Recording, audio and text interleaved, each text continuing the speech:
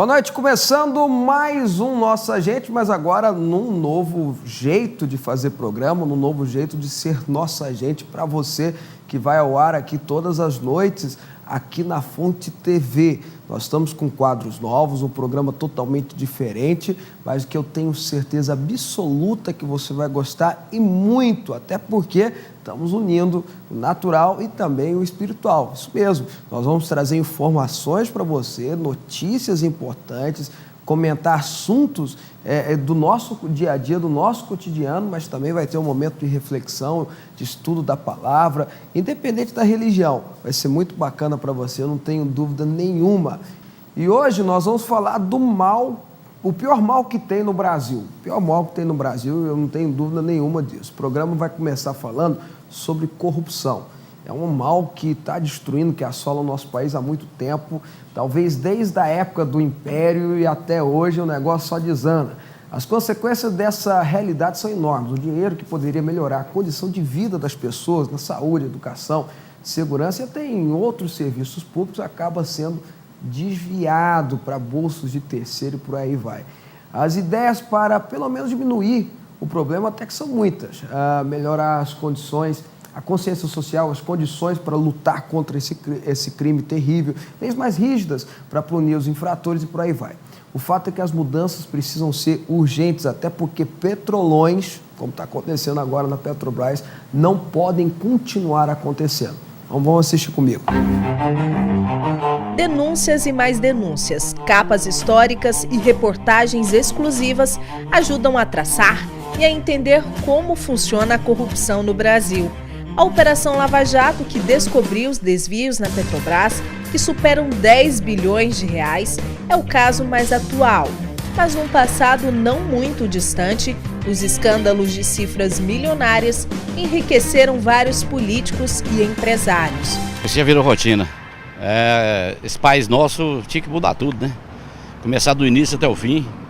Congresso, principalmente, já tinha que mexer tudo no país nosso. Eu acho que desse tamanho surpreende, né? O brasileiro já era um pouco acostumado, mas agora as coisas passaram do limite. A esperança é que algum dia, a gente vive tantos anos vendo essa corrupção que cada vez se agrava mais, né?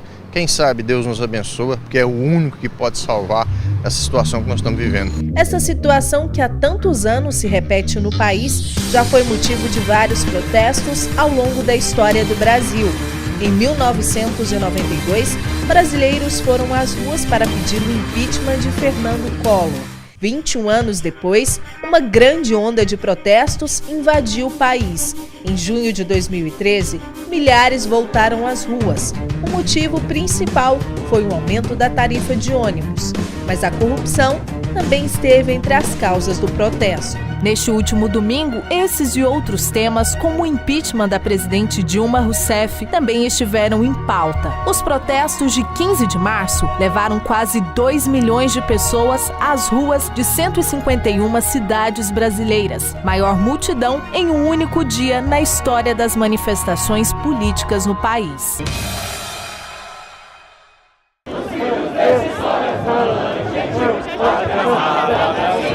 Um estudo realizado pela Federação das Indústrias de São Paulo revelou que os desvios causam um prejuízo que chega a 69 bilhões de reais por ano.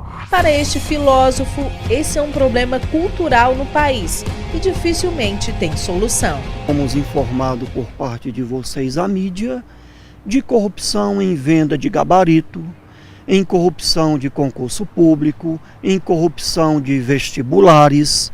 Quem faz isso? O político? Não, é a sociedade brasileira. Este historiador lembra que a raiz do problema está no passado. Ainda durante a colonização, o Brasil passou a conviver e a aprender com os casos de corrupção. Ao longo da história do Brasil colonial, você vê sempre duas coisas muito interessantes. Um governador chegava numa província como Goiás, ele começava a circunscrever um grupo de parentes, de pessoas que passavam a ser apaniguados, né? E, claro, usufruíam disso. Não se cobrava impostos dessas pessoas, criava-se um privilégio. O privilégio é um elemento para a constituição da corrupção. Mas se convivemos há mais de meio século com esse problema, será que é possível reverter essa realidade? Para o Procurador da República e coordenador do Núcleo de Combate à Corrupção, O Ministério Público Federal em Goiás, Hélio Telho, é possível sim, mas para isso um longo caminho precisa ser trilhado.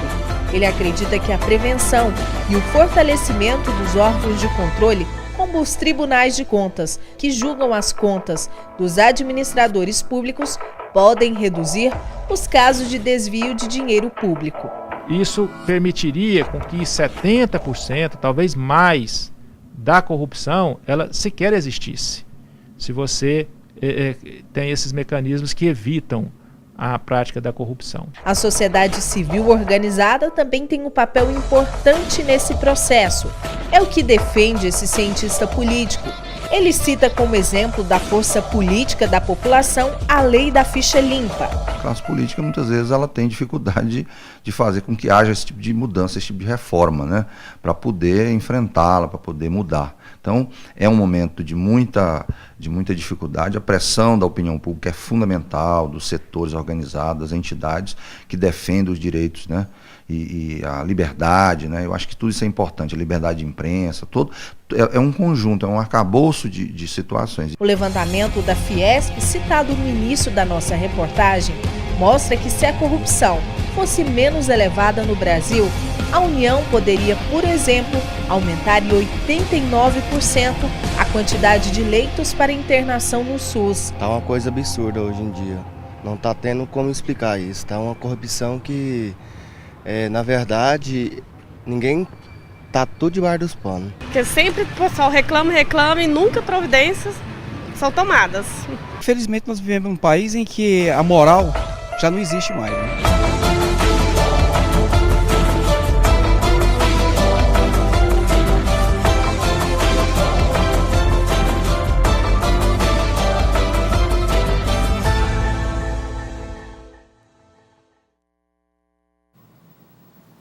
Bom, tá aí, né? Tá aí, todo mundo assusta e muito com as notícias de corrupção, e eu percebo que tem duas coisas que nós brasileiros temos que entender. Duas não, três coisas que nós temos que entender. Primeiro, a cultura brasileira tem que parar. A corrupção não é só no Congresso Nacional, não é só no Senado, na Câmara, ou no Judiciário, nas câmaras altas, nas Assembleias Legislativas, não. Corrupção está em tudo quanto é lugar. E a pessoa corrupta é corrupta desde quando vende pipoca para as pessoas no pipoqueiro que vende pipoca, até o grande senador, o grande empresário e por aí vai. Tem que mudar a cultura, a gente tem que parar com esse negócio de jeitinho brasileiro, tem que parar com esse negócio de dar propina ali, um dinheirinho aqui para resolver o problema, para passar o projeto para frente, tem que parar com enganar os outros, colar numa prova, mentir, isso tudo tem que ser mudado na cultura brasileira, na cultura das pessoas brasileiras. E aí sim, nós vamos ter condição de cobrar mais. Segunda coisa que o Brasil precisa ver, e eu me preocupo muito com isso, é ser anestesiado, né? Tanto escândalo, tanta história de corrupção que acaba anestesiando as pessoas. A gente não pode, em hipótese alguma, se anestesiar. De maneira nenhuma se anestesiar. E por último, já que todo mundo pensa que a corrupção ela só fica no Congresso Nacional, só fica no meio político, nós temos que começar a escolher melhor os representantes. Olhar bem quem está sendo escolhido, não só se ele é um paladino da justiça, não só se ele é um paladino da moralidade, isso aí também é importante, evidentemente, mas isso não deixa de ser obrigação, mas saber se ele é competente para executar um bom serviço e um bom trabalho para toda a população. Isso vai fazer uma diferença muito grande na vida de todo mundo, tá bom? Nossa gente está apenas começando, a matéria foi essa, depois do intervalo eu volto para a gente conversar mais a respeito de outros assuntos importantes que a gente vai estar sempre falando aqui no Nossa Gente, tá bom?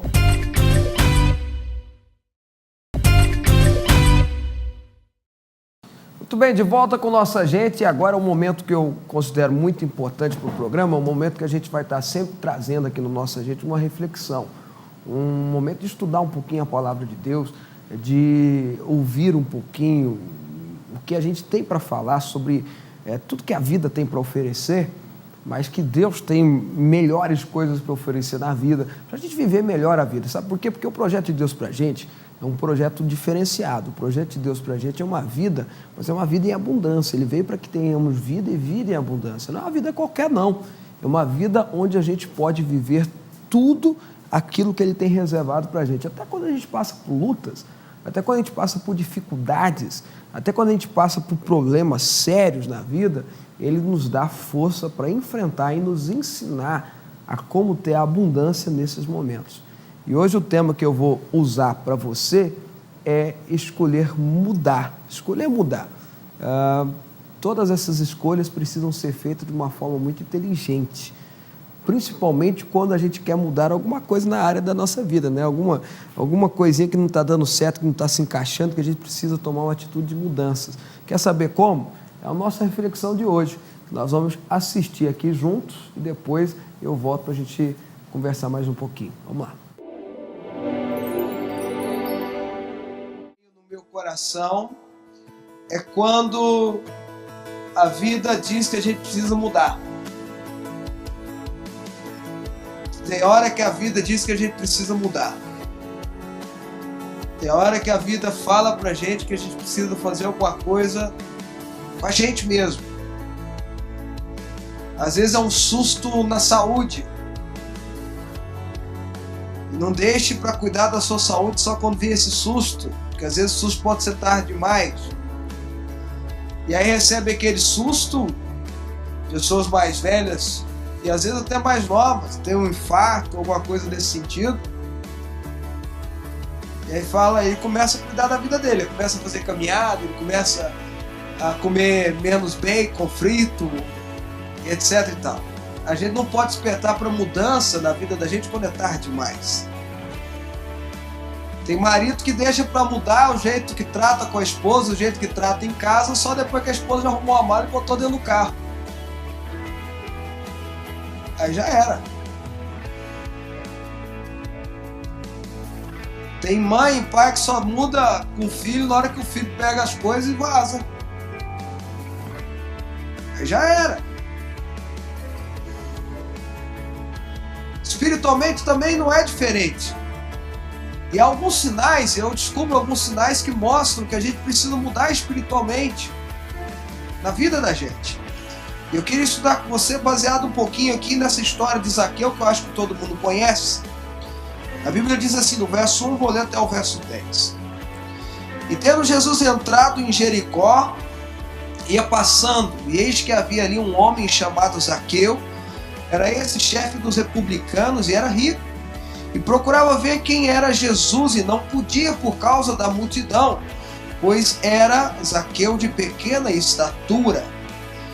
Verso 4, e correndo adiante subiu a uma figueira brava para o ver, porque havia de passar por ali. E quando Jesus chegou àquele lugar, olhando para cima, viu e disse-lhe, Zaqueu, desce depressa, porque hoje me convém pousar em tua casa. E apressando-se, desceu e recebeu com júbilo. E vendo todos isso, murmuravam, dizendo que entrara para ser hóspede de um homem pecador. O verso 8 diz assim, e levantando-se Zaqueu, disse ao Senhor, Senhor, eis que eu dou aos pobres metade dos meus bens, e se alguma coisa tenho defraudado alguém, o restituo quadruplicado. E disse-lhe Jesus, verso 9, hoje veio a salvação a esta casa, pois também este é filho de Abraão, porque o Filho do Homem veio buscar e salvar o que se havia perdido. Por incrível que pareça, nessa história de Zaqueu, eu entendo e aprendo e recebo alguns sinais, porque eu recebo para mim, para minha vida. O pregador verdadeiro, o pregador abençoado é aquele que prega para as pessoas e prega para si mesmo. Se a palavra dele não mudou a vida dele, viu, pastor? Se a palavra dele não atinge a ele mesmo, é algo errado com a palavra dele. Tampouco vai atingir quem está ouvindo. Então são sinais que eu identifico na minha própria vida que eu preciso mudar espiritualmente falando. Pelo menos são 3 sinais que eu consigo identificar aqui nesse texto com essa história de Zaqueu. Prova, e aí você coloca no teu coração, você perceba se você está passando por isso na sua vida ou não, porque se você estiver, é uma prova de que você precisa mudar. A Bíblia conta a história desse homem judeu, mas tido como traidor do seu povo, porque ele se tornou cobrador de imposto, republicano, em prol do Império Romano. Não tinha coisa pior para alguém da Judéia nascido na Judéia, fazer do que aquilo. E ele não era muito honesto, muito pelo contrário, era desonesto pra caramba. Mas a Bíblia fala que um dia Jesus estava passando por Jericó e ele já tinha ouvido falar da fama de Jesus. Ele já tinha ouvido falar que Jesus curava, ressuscitava, perdoava, abraçava prostitutas, abraçava pecador da pior espécie, conversava com gente que não prestava e transformava a vida deles. E Zaqueu pensou, é minha chance, ou pelo menos eu estou curioso para saber quem é esse homem. E aí a Bíblia diz que ele, por ser de pequena estatura, não conseguia ver Jesus. Ele não enxergava Jesus porque havia uma multidão na frente dele que o impedia de ver Jesus. Primeira coisa que é sinal que eu e você estamos igual Zaqueu, precisando de uma intervenção de mudança nas nossas vidas. Primeiro sinal, quando eu não consigo ver, quando eu não consigo enxergar, quando eu não consigo perceber que Jesus está agindo. Quando eu não vejo que Jesus está fazendo alguma coisa na minha vida, na minha casa, quando eu não vejo Jesus agindo perto de mim, dentro de mim, quando eu não consigo enxergar Jesus, eu estou precisando mudar. E não pense você que é que Jesus te abandonou, porque Jesus mudou, porque Jesus age na vida do João Luiz e não age na minha. Eu costumo comparar a vida espiritual da gente, quando a gente está desandando, com gripe. Quando você está muito gripado, você pega aquele prato muito temperado, muito gostoso, pelo menos eu gosto de comida muito temperada, muito gostosa, coloca na boca, tem gosto de quê? Nada. Será que a comida que mudou é o seu paladar que mudou? Sua língua que mudou? O que você acha? Você. Jesus continua o mesmo, a ação dele continua o mesmo, a presença dele na igreja continua a mesma, a ação de Jesus na igreja continua a mesma, é você que está gripado espiritualmente falando. Você está com o vírus do desatentamento espiritual, da desatenção espiritual. Você está com o vírus do desânimo espiritual, é o pior que tem. Quando eu vejo pastor desanimado, me dá até frieira, espiritualmente falando.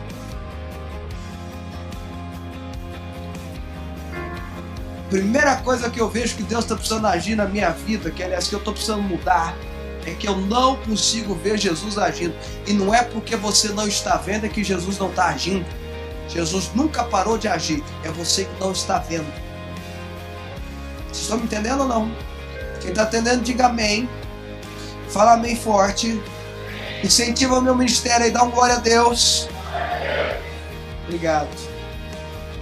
Segunda coisa aqui que eu aprendo com essa história é que Jesus, quando Zaqueu espertamente subiu numa árvore, viu Jesus passar, a Bíblia fala que não houve nenhum contato de voz, de conversa entre Zaqueu e Jesus, mas mesmo assim Jesus parou na frente da árvore, olha para Zaqueu, imagina que o Zaqueu olha para Jesus e Jesus olha para ele e fala, desce daí, Zaqueu, porque hoje convém que eu vá entrar dentro da tua casa, eu vou cear com você, vou me hospedar lá.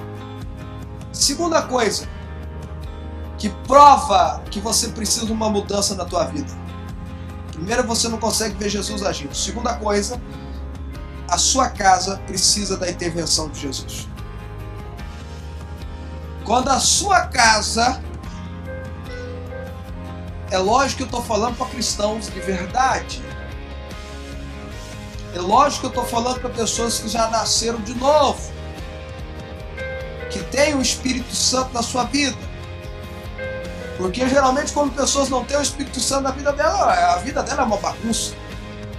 Mas quando eu tenho o Espírito Santo na minha vida, quando eu já entreguei minha vida para Ele, minha casa continua bagunçada ou ela se torna bagunçada, tem algo errado. Eu preciso saber o que está de errado. E quando eu falo casa, eu poderia falar de vida também. A vida é uma bagunça. O caminho é embaraçado. Parece que nada dá certo, ou melhor dizendo, tudo dá errado.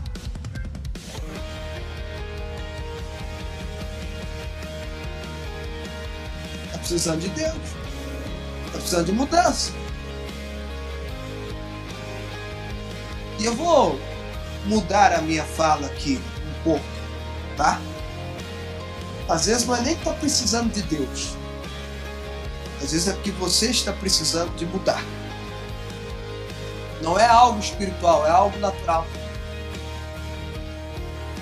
A terceira prova que você vê que a sua vida está precisando mudar. A primeira, você não vê Jesus. Consegue enxergar Jesus. A segunda, a casa está uma bagunça. E a terceira, Zaqueu, quando ele se arrepende, né? Lá à frente de Jesus, levanta uma forma linda, bela e maravilhosa, sem ninguém cobrar dele, sem Jesus falar para ele: arrepende, você não vai queimar no mármore do inferno.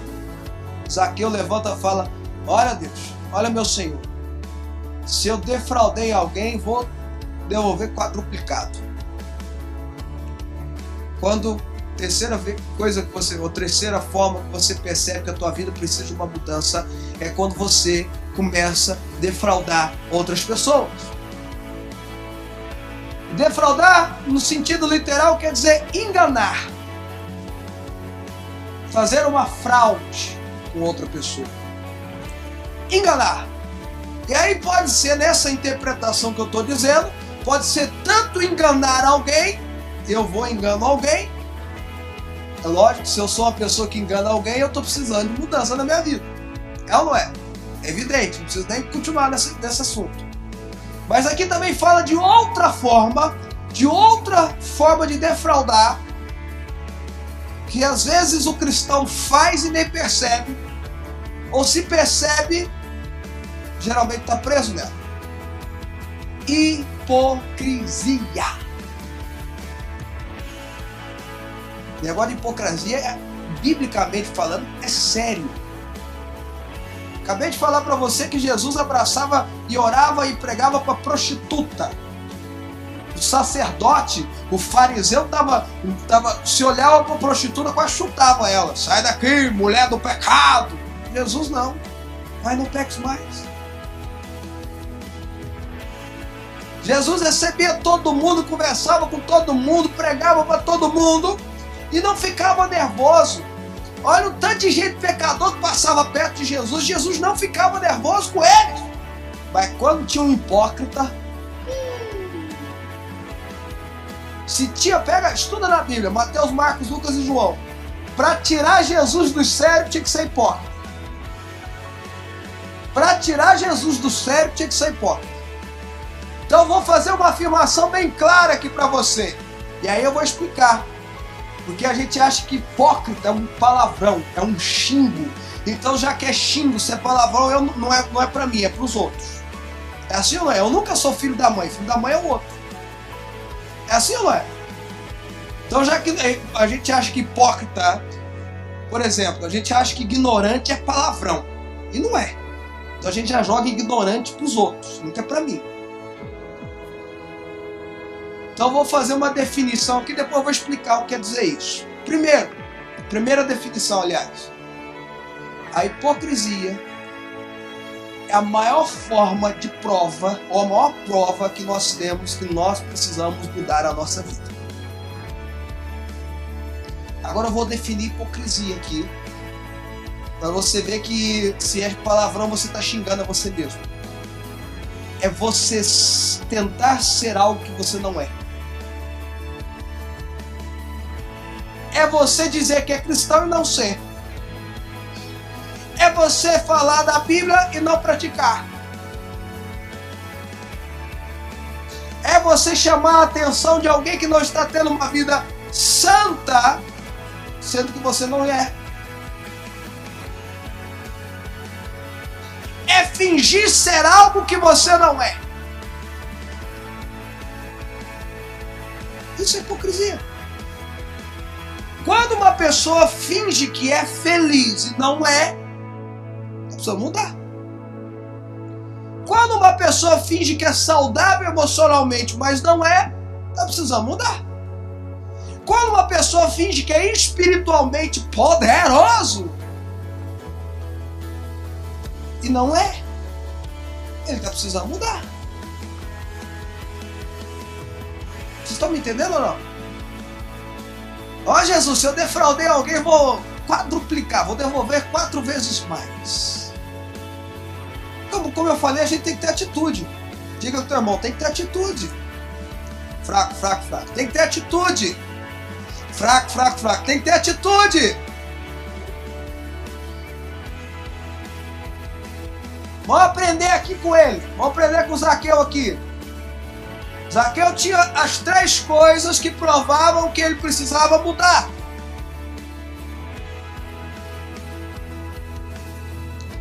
Aí a Bíblia fala que ele tenta uma multidão na frente dele, ele baixinho, Jesus passando, eu fico pensando ele pulando, não conseguia ver, e pulando, deixa eu ver, e ninguém dava moral para ele, porque todo mundo tinha raiva. Aí a Bíblia fala que ele sobe numa árvore alta para ver Jesus.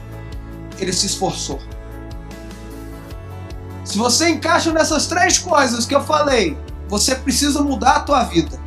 E se você precisa mudar a tua vida, você precisa se esforçar para ver Jesus. Jesus é o mesmo ontem, hoje e continuará sendo. Ele não vai mudar. Ele é o mesmo ontem, ele é o mesmo hoje e vai continuar a ser.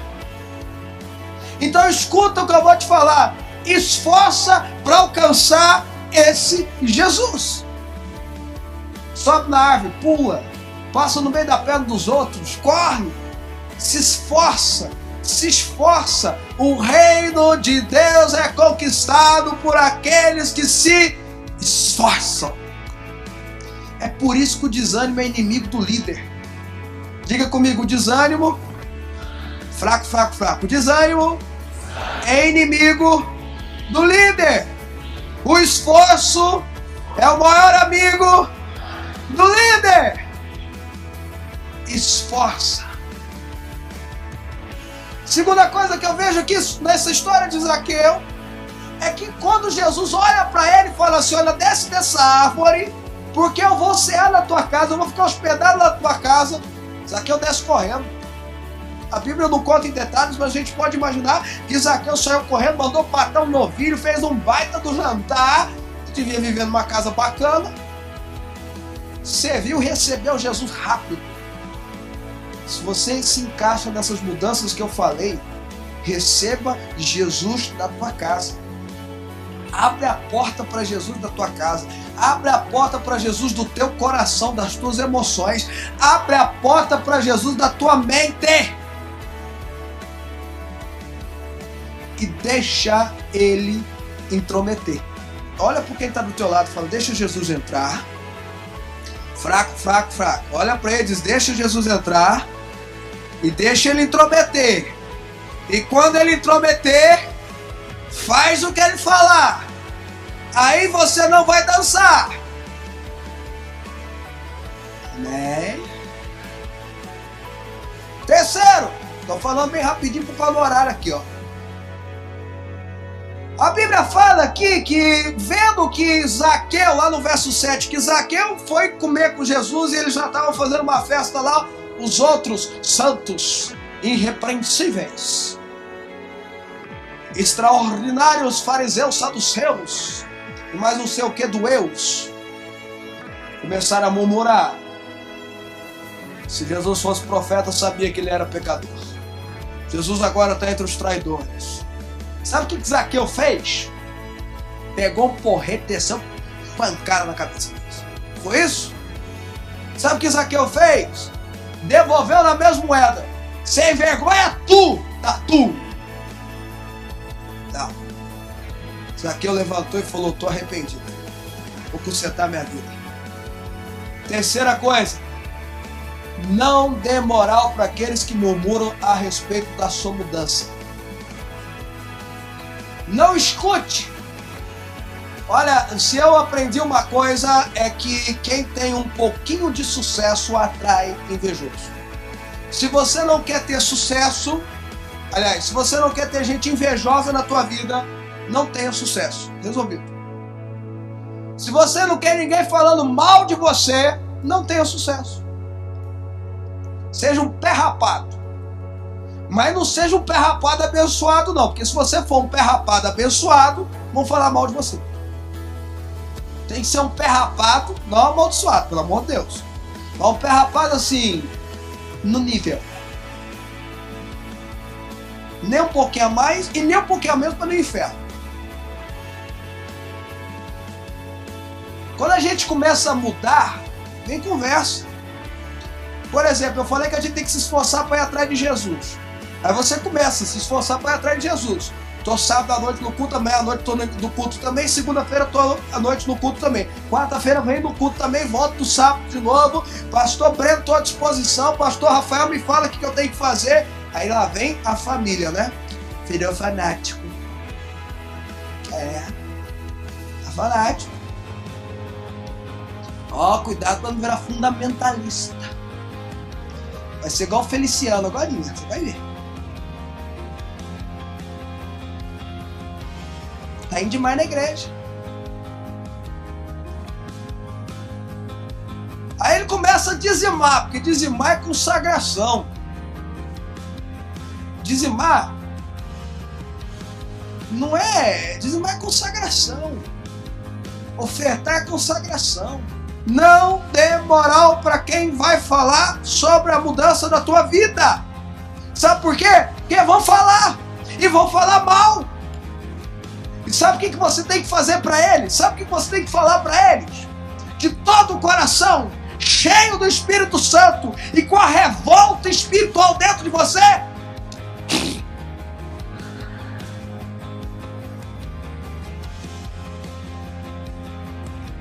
Com carinho. Com amor. Quarto.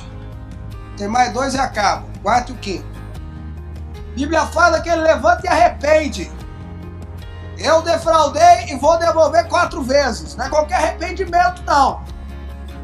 Existe uma diferença muito clara entre tristeza e arrependimento. Tem muita gente que é convencido do pecado, porque o Espírito Santo vem e convence do pecado, e ele fica triste. Chora. Fica envergonhado. Pequei. Mas isso não quer dizer arrependimento. A tristeza é só o início do arrependimento. Sabia disso?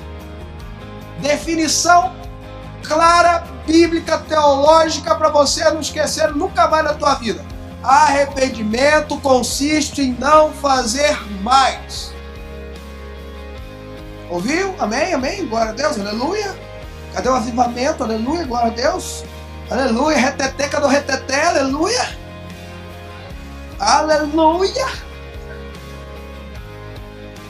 Fala, Jeová! Arrependimento consiste em não fazer mais. Ponto. Zaqueu arrependeu. A Bíblia não conta mais nada de errado dele. Subsentende na Bíblia, até porque a gente tinha que resumir uma vida totalmente extraordinária de Jesus em poucas palavras. Subsentende que ele se converteu e transformou a vida dele para sempre. Arrepende. A mudança só acontece com arrependimento. A mudança só acontece com arrependimento. Às vezes tua casa está bagunçada porque não teve arrependimento aí, só teve tristeza até agora. Só teve choro até agora. Só teve vergonha até agora. Não teve arrependimento. Até porque arrependimento não fica chorando toda hora. Até porque arrependimento não fica triste toda hora. Aquele que se arrepende de verdade e recebe o perdão de Cristo Jesus na vida dele, ele sabe, porque é o Espírito Santo que põe no coração dele essa definição que eu vou dizer agora, porque é o Espírito Santo que nos convence e nos chama de filho de Deus. Ele sabe o que está escrito em Romanos, capítulo 8, verso 1, decorado, declarado, ministrado, profetizado, proclamado, fixado no coração. Nenhuma condenação há na minha vida, porque eu estou em Cristo Jesus. Por último, se eu quero mudança, eu preciso receber o que Jesus faz na minha vida. Olha o que diz no verso 9 e 10. E disse-lhe Jesus: hoje veio salvação a esta casa, pois também este é filho de Abraão. Porque o Filho do Homem veio para buscar e salvar o que se havia perdido. Parece bobagem o que eu estou dizendo, mas é verdade. Você precisa aceitar o que Jesus quer fazer na tua vida. Você precisa deixar. Você precisa deixar Jesus mudar a sua vida. Simples. Você precisa deixar Jesus mudar a sua vida. E olha como é que Jesus age, hein? Ele não falou que Zaqueu estava em pecado. Ele não chamou a atenção de Zaqueu. Ele foi jantar com Zaqueu. Ele aceitou Zaqueu. Ô Zaqueu, eu tô indo lá pra tua casa. Eu fico imaginando, com toda sinceridade, o sacerdote mais puro e santo, irrepreensível que eu tinha naquela época, já estava mandando assar carne para Jesus. Deu bom pensar? Vamos ver se ele é mestre, ele vai querer comer na minha casa, porque, diga-se de passagem, eu sou santo. Eu sou santo. Jesus não, eu quero ir lá para a casa do Zaqueu. Zaqueu? É piada, Jesus? É conta do português agora, vai. Eu quero ir lá para a casa do Zaqueu. Jesus sentou com o Zaqueu, começou a comer com o Zaqueu, começou a jantar.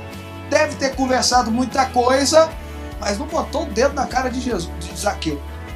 Aí eu lembro da prostituta. Pegaram ela para fazer de bode expiatório para Jesus. Jogaram ela na frente de Jesus, todo mundo com pedra. Olha, pegaram. Prostituta na Bíblia fala que era mulher que foi pega em adultério. Pegamos essa mulher em adultério, que não deixa de ser prostituta, né? Mas vamos continuar aqui.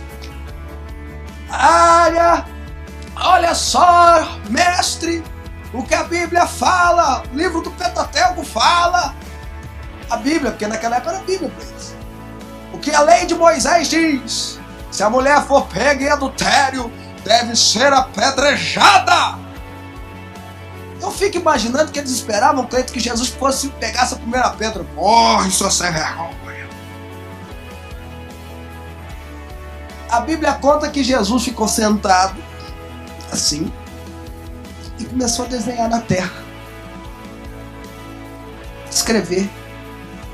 Eu queria ser. Queria entrar numa máquina dessa do tempo, voltar e ser uma mosquinha para voar até aqui assim no ombro de Jesus, só para ver o que ele estava escrevendo ali. Como não existe máquina do tempo, nem vai existir, quando eu chegar lá no céu, eu falar: Jesus, o que você escreveu naquela terra? Por favor, me diga. A Bíblia fala que ele escreveu. Aí ele olhou assim e falou: quem não tem pecado, que atire a primeira pedra. O mais engraçado é que Jesus tinha um senso de humor fantástico.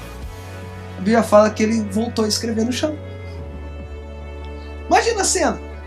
Quem não tem pecado, que atire a primeira pedra. E a Bíblia diz que do mais velho ao mais moço começou a jogar a pedra no chão. E a Dona Maria tá me chamando. Gente, um abraço, viu?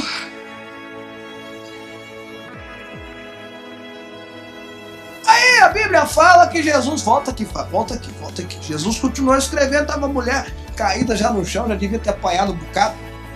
Aí Jesus olha para ela: uai, cadê aqueles que estavam te acusando? Ela diz: foram embora. Aí Jesus: tampouco eu não te acuso de nada. Vai e não peques mais. Que cara fantástico. Que cara formidável.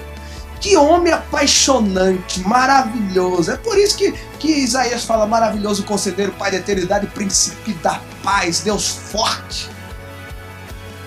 Emmanuel, Deus conosco. O governo está sobre os seus ombros. Só faltou falar: lindão.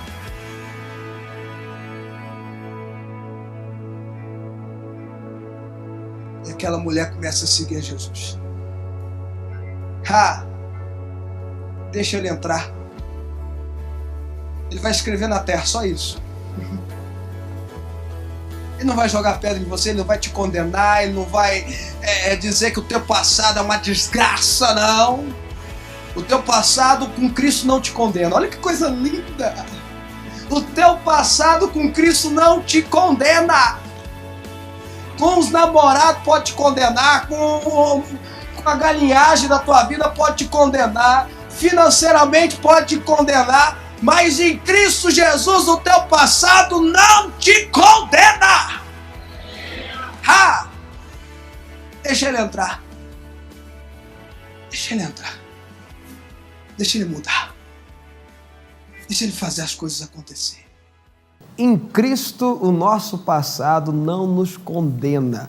Tem aquela expressão, aquele ditado popular que fala que o passado condena a gente, né? Já ouviu falar? Teu passado te condena, nosso passado, o meu passado me condena. Essas expressões aí tão popular. Bom, em Cristo não. Porque se você está em Cristo, se você vive em Cristo Jesus, as coisas velhas se passaram e eis que tudo se fez novo. Tá bom?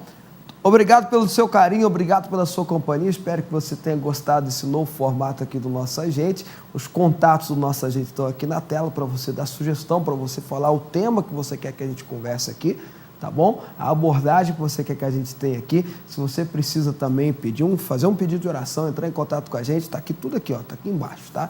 Deus te abençoe, obrigado pelo carinho. Tchau, tchau.